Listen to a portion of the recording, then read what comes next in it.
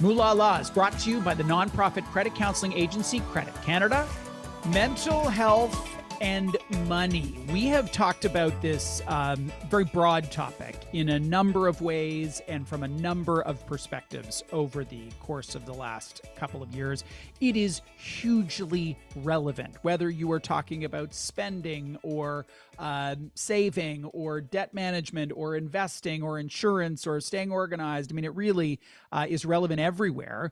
Today, we're going to focus on one specific aspect as it relates to financial decision making, because there are a lot of decisions, some very big ones like, am I going to buy a house? And some very small ones. Should I buy that coffee or should I not buy that coffee?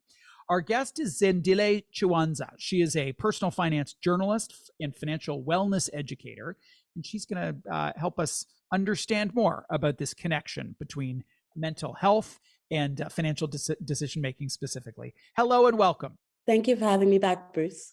What is the connection here in terms of mental health and financial decision-making? Right. So mental health conditions affect people differently, but there's definitely certain factors that we can all keep in mind when we're making decisions in our day-to-day. So whether it's depression, anxiety, impulsivity, ADHD, really a lot of common mental health conditions will impact how you manage and spend your money. So if you are having an episode of depression, it can be difficult to problem solve. You might not feel very motivated. You might find it hard to focus on tasks that usually might be easier for somebody else. And this can really make managing money more challenging. So when it comes to managing your money, you might also have trouble staying organized if you have symptoms of ADHD, for example, and have difficulty focusing on tasks, like I said, that most people might take for granted, such as making a call to a lender to negotiate a lower interest rate. Someone with anxiety might find that very overwhelming. And, you know, for any of us, whether we're dealing with a mental health issue or not, we certainly can face decision fatigue. And the most tangible example I can think of is going grocery shopping at the end of a long day and knowing you need, shampoo, and you walk down that aisle and there are 14,000 different options there and you just want a bottle of shampoo, but you just don't have anything left in the tank in order to make those kinds of decisions effectively. That reality times 100 if you're dealing with some of the root causes that you mentioned. Right. Because when our mental health declines or when we're facing financial difficulty, it's really difficult to feel like there's no way out of that situation. So you could actually end up leaving the grocery store without that shampoo in that case. So when it comes to dealing with hopelessness or overwhelm, it's better to make some lists or to maybe outsource that task if you're able to, just so you're not adding to the stress that's already there. So as a personal finance journalist, you have covered this topic. What resonates for you in terms of your own experience? Right. So I have definitely had faced challenges with my anxiety over the course of the pandemic. I know a lot of people have had increased issues with their mental health, but for me, it was definitely anxiety. And I felt like there was simple money-related tasks that were just so complicated for me during that time. So usually I would be the person that's paying my bills on time and in full and in control of my situation. But I found myself missing a lot of deadlines, overpaying for certain things when I didn't need to, and also just avoidance. Avoidance is a huge problem in personal finance, because when we enter a dangerous situation, it's either we have that fight or flight response. It can be triggered very easily with personal finance. So if you have a perceived threat to your personal finance, and especially in my case, it just meant that I was avoiding it for as long as I could. And that definitely led to me having a little spike in overusing my credit card and having debt rather than tackling the situation that was at hand. What are some of the things that people can do to, this is an and or question, improve the quality of the decisions that they make, given whatever else they're dealing with on a mental health front, and or reduce the decision-making burden for themselves? Right. When dealing with multiple financial decisions at once, sometimes it's more likely to have a knee-jerk reaction. So instead of focusing, I would say it's better to focus on one financial decision at a time. So right now, a lot of people might be more worried about whether they have enough for a down payment for a house. But how about your day-to-day finances? Like, what is going on with your actual budget, right? So many people with with mental health and money difficulties find it helps to actually involve either like their family members, partners, even friends in conversations about financial problems, because talking about it really helps you spot your patterns and your behavior, and you feel more in control of your finances and more confident. So I'd really suggest that people feel more comfortable and find just one person at first that you trust, that you're able to have a conversation with Mm. about the challenges you're facing, and involve them in your plan. So for me, I do have a friend that when I feel like I'm about to overspend on something that I don't need, but I want to buy something to make myself feel better, I'll give her a call Mm. and she will sort of snap me back to reality. What are Or you she thinking? Don't do it. she will basically knows how to bring me back to a safe space to be able to know that I don't need that thing. It's just Mm. me trying to manage my emotions at that time.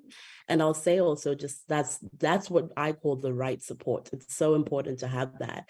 And we can definitely improve our financial situation by just those actions. And I think also seeking treatment as well. If you're able to talk to a therapist, maybe use some of your benefits from work, there are actually financial therapists out there now. So I suggest we all get on our Googles and look up financial therapists or coaches that deal with money and mental health. There are coaches that deal with people who have ADHD, coaches that deal with people who are living with depression and anxiety. So I think even setting up direct debits is another one. Not necessarily just, I know we talk about automating finances all the time when it comes to investing, but setting up your bills to come out is also really important if you have any symptoms of anything that might lead to a lot of forgetfulness or lack of Yeah. motivation. Well, you're getting to the second part of the question here about Mhm. reducing the decision-making burden. Do I spend on this or spend on that? That burden can be reduced when your bills are automated. They're paid, and you're Mhm. left. Your discretionary spending is a much smaller piece of the metaphorical pie. I learned this in the food world, talking to a dietitian about having the exact same breakfast every single morning. So I didn't have to make any choices. It was I already chose for the rest of my life, man, same breakfast. And it has made a very big difference for me in saving my decision making fuel for things that really do require thought. And breakfast is not one of them for me. I love that for you. And that is so important because it works for you. Someone else might be like, same breakfast every day. That Yeah. will literally I'm not doing send that. me send me somewhere else. So I think that's like a really good point though when it comes to outsourcing. Some things work better for other people. Like I've had to actually put it in my calendar. Tomorrow this bill is coming out so that I don't have that feeling when I open my bank account like, oh gosh, another one gone bites the dust. I just find that it helps me and that's what makes me happy. That might not Mm. mean like anything for someone else, but it does make me feel better about my finances. And that's what financial wellness is about, being able to make decisions for yourself that will make your management plan sustainable and make sense for you. There's not always a perfect solution. It will take some time, but I'd say just take one decision at a time and focus on progress and not perfection. Mm. There, there are many ways one can dimensionalize mental health, and one of them is that there's an underlying condition that could be with someone for their entire life, diagnosed early and with them for their entire life. And then there are other mental health challenges that can be triggered over time with an incident that happens, a particularly stressful time of life, a job loss, a divorce, those sorts of things. For that Mhm. second very broad category, what are the ways that people can reduce the severity of the triggers that they may face in life? I'd say that's a really really good point you bring up, because I think this information is still valid for anybody at any point in their financial journey. Mm. Because one thing we all have in common is we all have mental health. So you might have a day where you feel like, I'm having a bad mental health day, or it might be something that you have struggled with for a very long time. But I'd say you need to get to know the feelings and the emotions that you have around money, no matter who you are.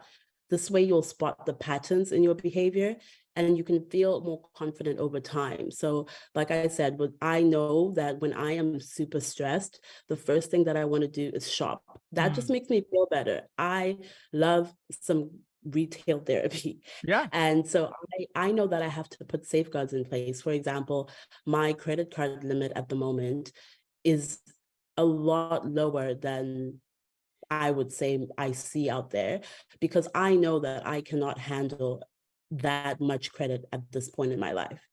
Yeah. Yeah. And You so reduce the risk.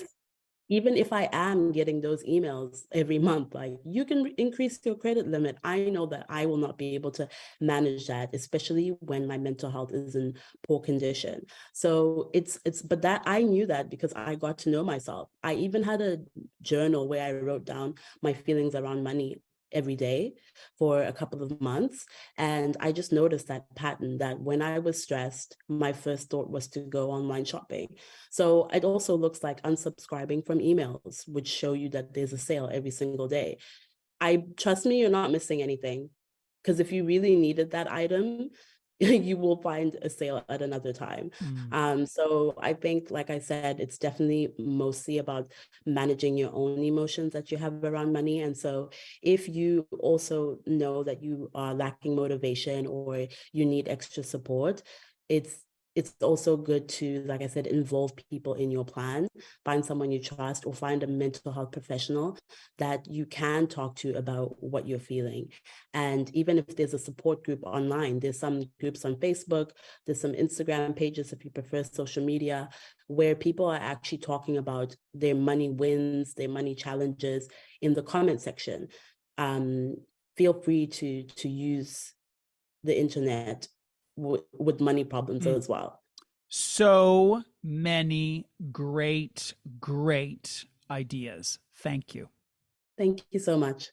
Thank you for being here. Zandile Chiwanza is our guest. She is a personal finance journalist, financial wellness educator. I feel like I have to re-listen to that interview because she had so many great ideas, including journaling.